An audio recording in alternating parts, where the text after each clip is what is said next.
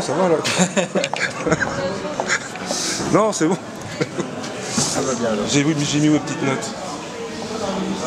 En tout cas, merci de nous recevoir après un spectacle. C'est pas commun. En général, on se fait jeter après.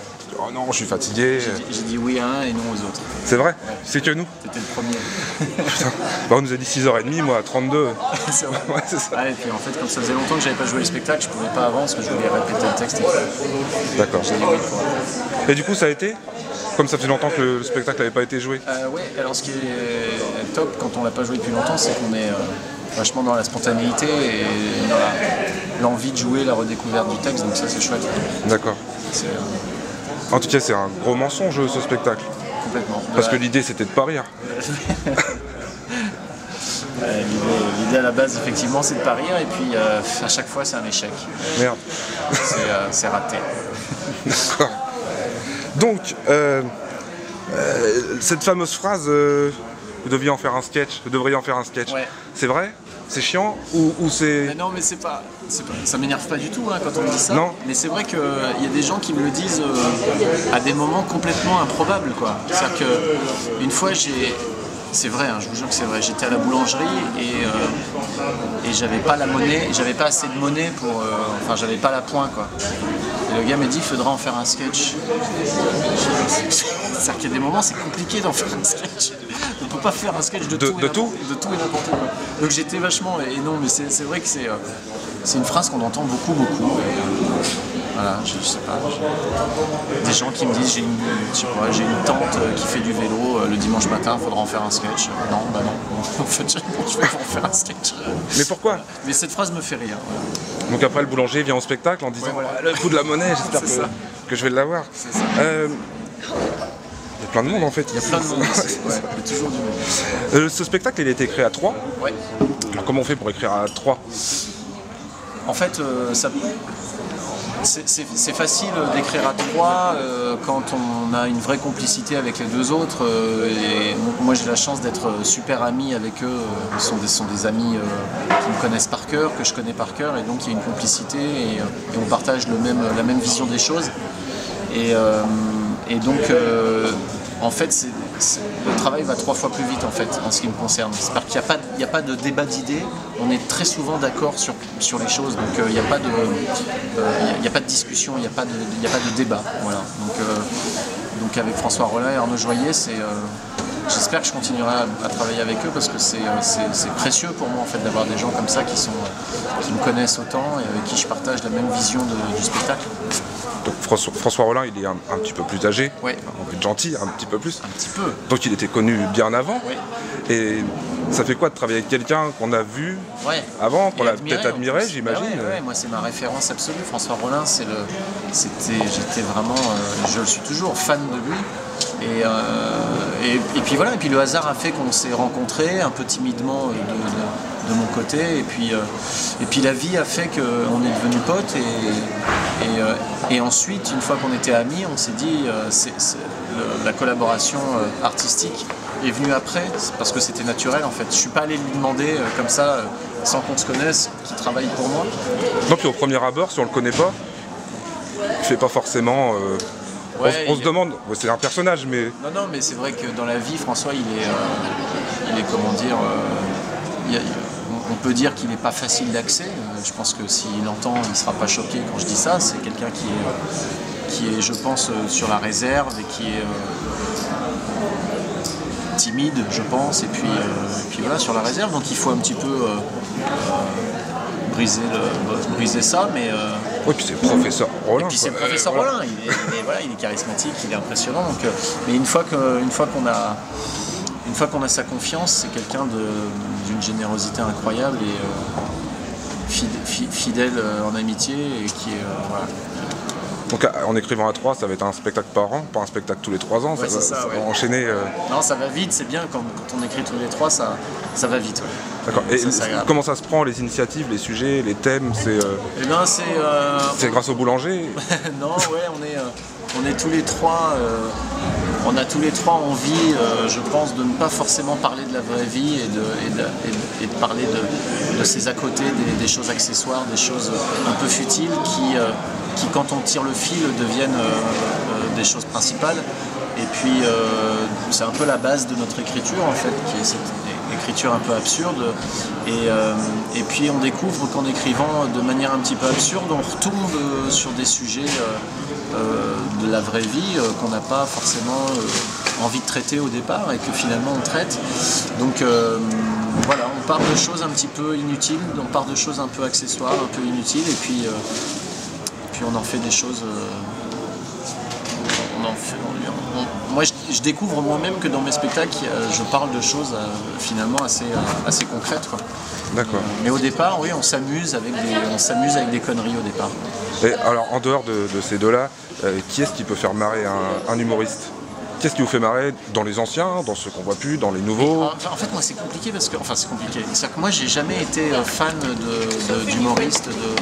J'ai jamais été... des agitations. C'est surréaliste ici.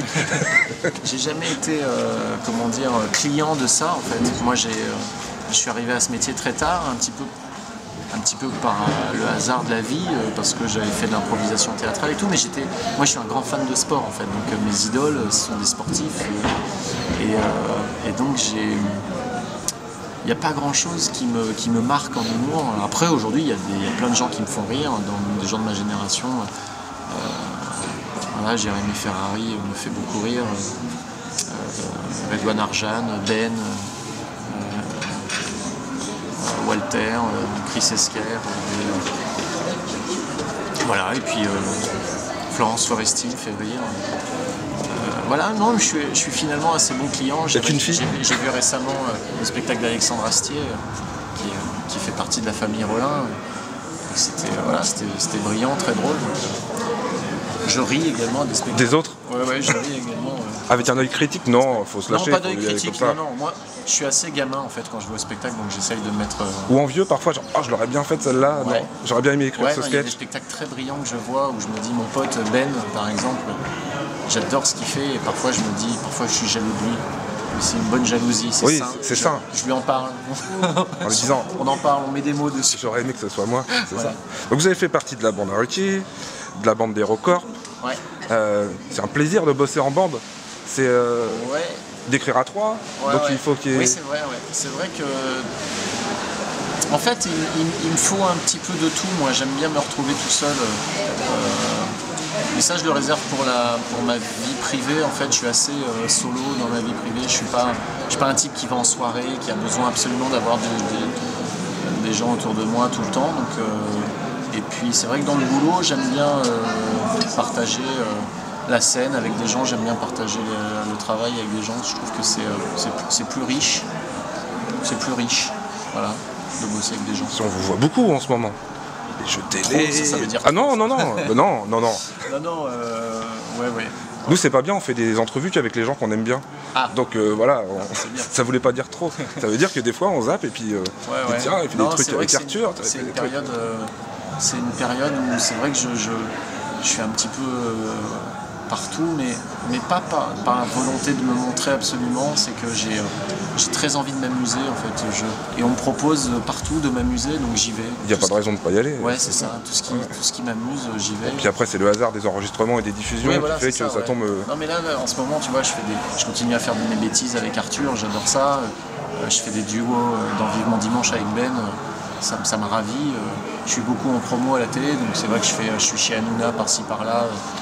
En promo, chez machin, en promo. C'est toute la génération, alors avec Hanouna, avec les vieux le dimanche après-midi. C'est ça, voilà, je suis multigénérationnel, je suis transgénérationnel. Mais c'est vrai que je calcule pas trop de savoir si on me voit trop, pas assez, machin. Je vais uniquement là où ça m'amuse d'aller et en fait tout m'amuse. Quand on peut faire ça, il faut le faire. Ouais. Pour finir, pour pas vous embêter trop longtemps, la place de l'impro,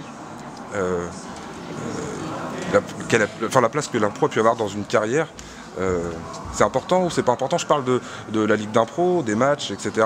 Moi, c'est pas que c'est important, c'est que c'est la raison principale de ma présence dans ce métier. En fait, l'improvisation m'a tout apporté. En fait, j'ai pas fait d'école de théâtre, j'avais pas l'idée de faire ce métier-là. J'étais pas contre, mais j'avais pas l'idée de faire ce métier-là. Et c'est la découverte de l'improvisation qui m'a amené au one man show, qui m'a amené au reste. Donc Donc l'impro, le match d'impro m'a tout apporté. Voilà. Donc c'est plus qu'important, quoi. Pour moi, c'est la base de mon métier. Et je salue Alain Debois de Déclic Théâtre dans les Yvelines, qui est la personne qui m'a fait émerger, qui a fait émerger Jamel Debbouze, il a fait émerger Sophia Aram, il a fait émerger Alban Ivanov, Laurent Ournac. Voilà. Donc ce papy, c'est son surnom, Alain Debois. Avec son travail dans les écoles, en amenant l'improvisation théâtrale dans les écoles, dans les quartiers, il fait un travail incroyable et qui permet aux talents de se révéler, quoi. Donc j'ai fait partie de ces gens-là et j'en suis très, très heureux. Et donc pour finir sur l'impro, il y avait à un moment donné, on en parlait de l'intégrer dans les écoles comme une matière en fait, Ouais. le théâtre d'impro. Un avis là-dessus sur le... Ah bah oui, j'ai un avis. C'est vrai que Jamel, des gens comme Gustave Parking et Jamel œuvrent en ce moment pour que ce soit le cas, comme au Québec. Au Québec, c'est une discipline qui est dans les écoles, comme la flûte et le sport. Voilà, il y a l'improvisation théâtrale. Et je pense que c'est une très bonne chose parce que ça permet aux élèves, aux ados d'avoir un autre champ d'expression libre, de développement de soi-même, de positionnement vis-à-vis des autres dans l'artistique et qui est hyper intéressant. Un travail sur le langage, un travail sur, quoi qu'en disent certains, il y a un travail sur le langage, un travail sur la langue, un travail sur le respect de l'écoute de l'autre, sur le respect de la règle, parce qu'il y a des arbitres en match d'impro, donc tout ça fait écho aussi au comportement de ces enfants et de ces ados en société. Donc...